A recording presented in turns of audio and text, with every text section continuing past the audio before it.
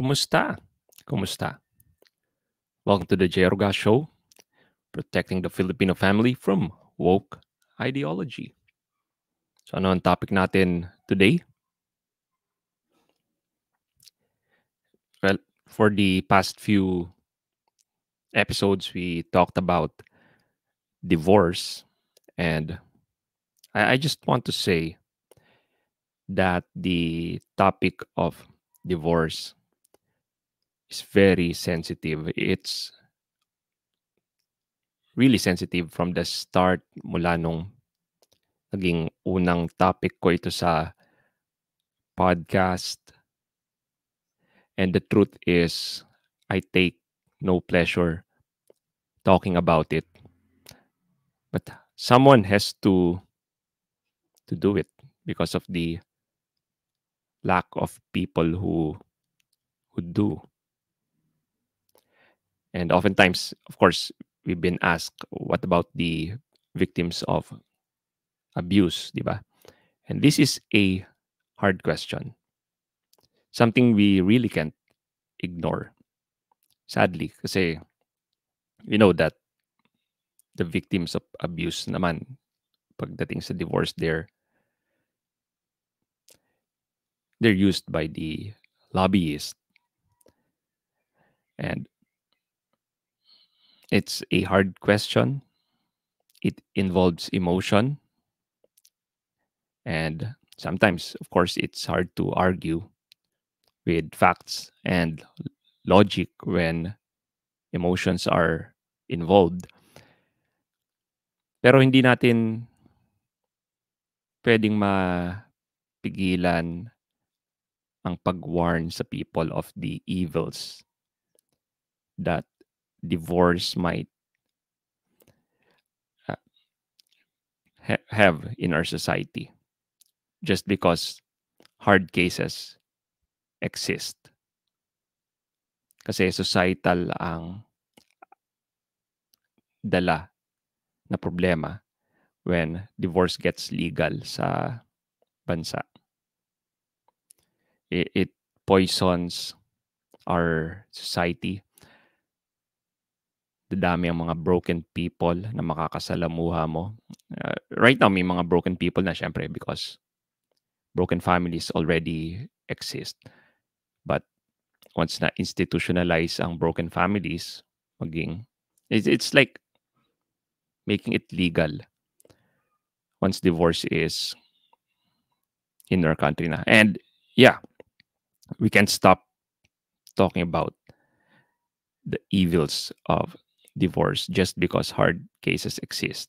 The same way that we can't stop protecting human life in the womb just because pregnancies due to rape exist. It's a hard question, something we pro-lifers really need to learn how to respond to. Also, we cannot stop fighting against gender ideology just because there are real instances of a transgendered person being discriminated upon. Hindi ko naman, whenever we talk about gender ideology, hindi naman natin sinasabi talaga na there are zero instances na na-discriminate ang transgender person. It's a hard case, definitely. But it's something we really need to know how to argue about. Yeah, I've been told I can't speak about divorce dahil I know nothing about the difficult situations ng mga abused victims. And that's true.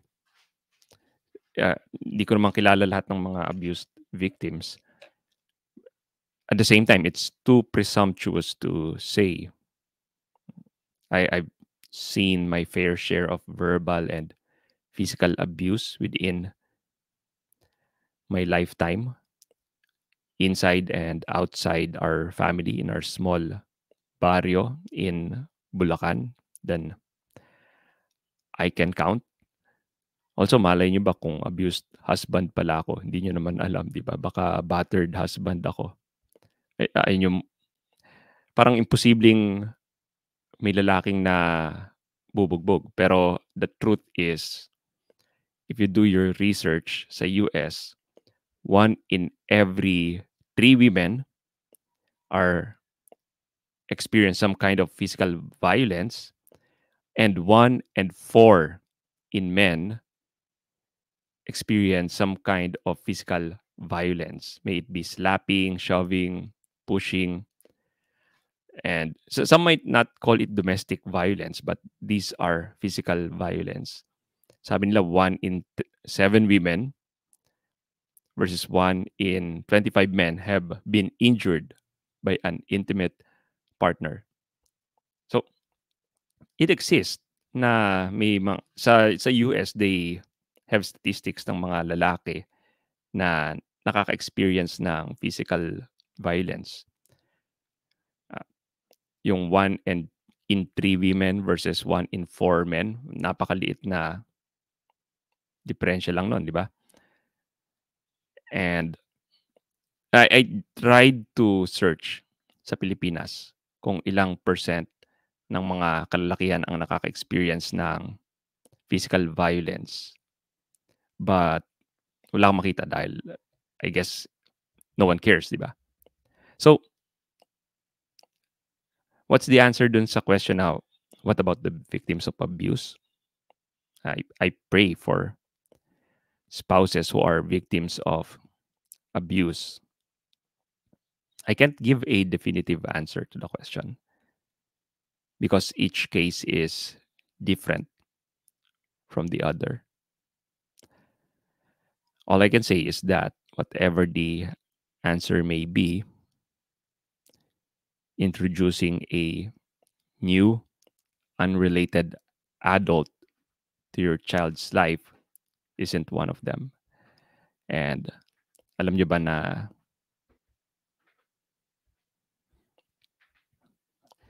when it comes to the hierarchy of safety sa buhay ng mga bata,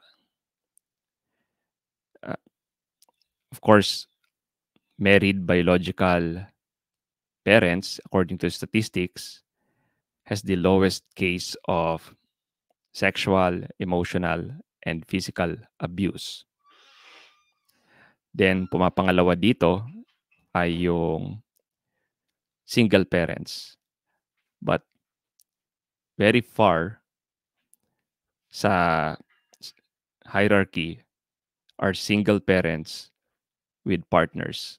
Tumataas significantly ang child abuse when you introduce an unrelated adult sa buhay ng mga kids.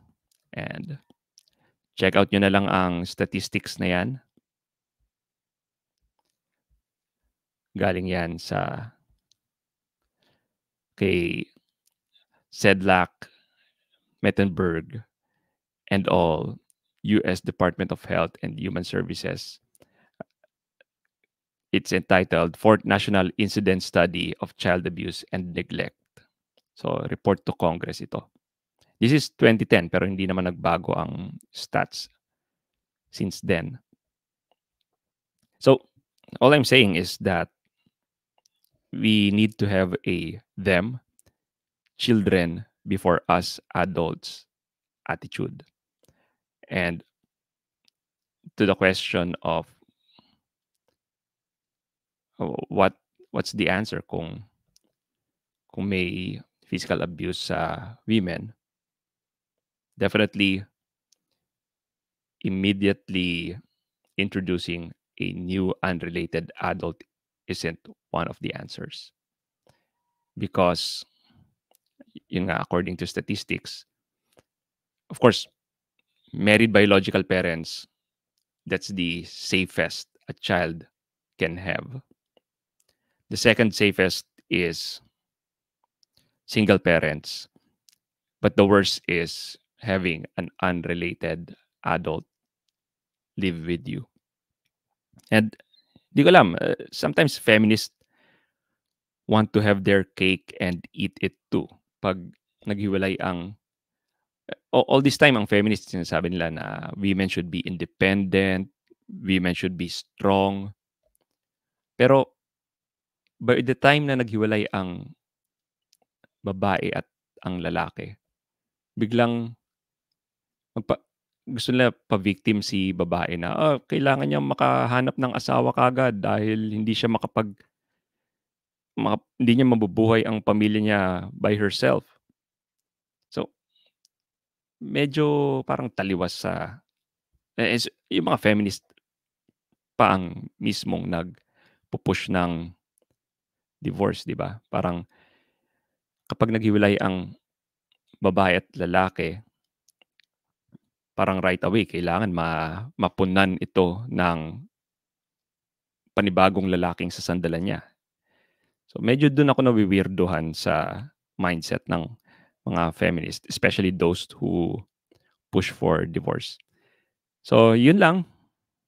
I really do pray for the victims of abuse dito sa bansa, and this is a very sensitive topic, ang divorce, and I really don't take pleasure talking about it. Kaya nung past weeks, nung bumalik sa usapan ng divorce, mostly makita nyo, I just share episodes na nagawa ko na before about it because it's a can of worms na ayokong buksan ulit. All right, this has been another episode of the Jay Roga Show. At the end of the day, it will be night. Goodbye.